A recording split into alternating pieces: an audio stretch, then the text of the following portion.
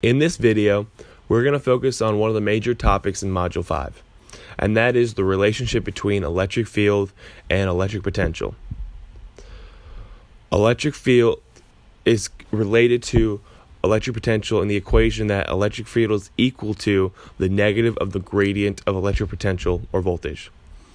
Just remember that the gradient of a value is the partial derivatives of that value. So you can just think of this equation as the electric field is equal to the negative derivative of electric potential. So a lot of times you're going to be having to get one graph of either electric field versus distance or electric potential versus distance and create the other graph from that graph. So more often you're going to get the electric potential versus distance graph, and then you're going to have to create the electric field versus distance graph.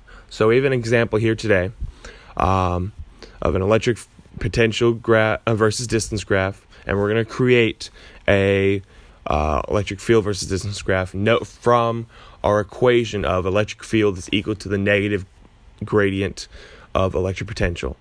So the way to do this is you look at your electric potential versus distance graph, and you focus on the slope of your lines, right? Since its derivative is your slope. So for our first part, we have our rise is going to be 10 volts, and our run is going to be 1 centimeter. So a rise or a run, our slope is 10 volts per centimeter.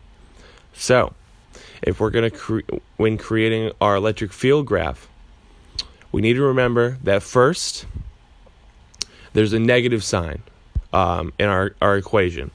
So since we have a positive slope, we're going to have a negative electric field value. And another thing to remember is that electric field is in the units of volts meter.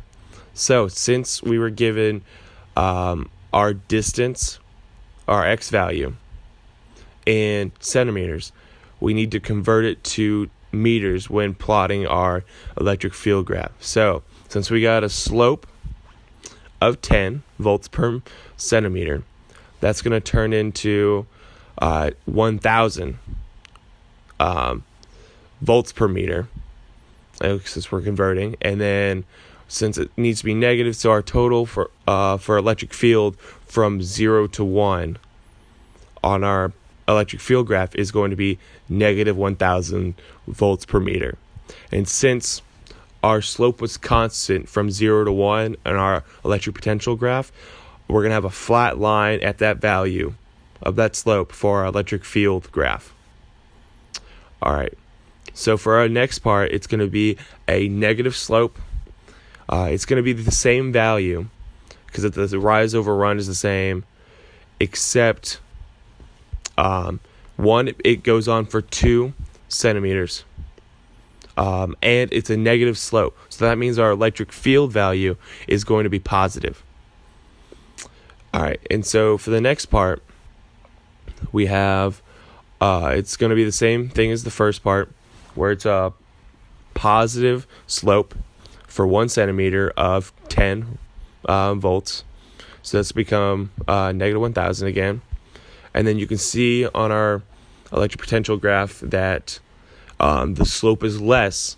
It is staying positive, but it's half of the other slope. So it's going to be negative 500 volts per meter.